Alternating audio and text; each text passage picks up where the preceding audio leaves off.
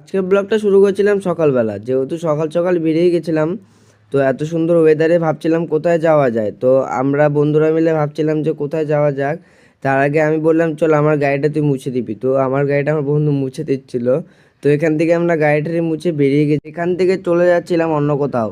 তো এখান থেকে যেতে যেতে আমি এক হাতে ব্লগ করতে নিলাম, তখনকার খুবই প্রবলেম হয় এভাবে করে ব্লগ করতে। তাও করলাম। তো এখান থেকে আমরা বেরিয়ে চলে গেছিলাম, মেন রোডে উঠে গেছিলাম। তো এখান থেকে আমরা চলে যাচ্ছিলাম খাটলি।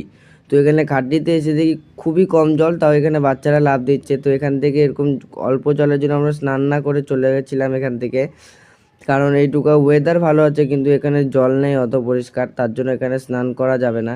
তার জন্য আমরা এখান থেকে বেরিয়ে গেছিলাম। তো এখান থেকে আমি বেরিয়ে চলে যাচ্ছিলাম এটিএমে, কারণ এটিএমে আমাকে কিছু টাকা তুলতে হবে। তো এখান থেকে এটিএম চলে এসেছিলাম আমি। তো এটিএমে আমার কিছু টাকা তোলার ছিল, তার জন্য এটিএমে চলে এসেছিলাম।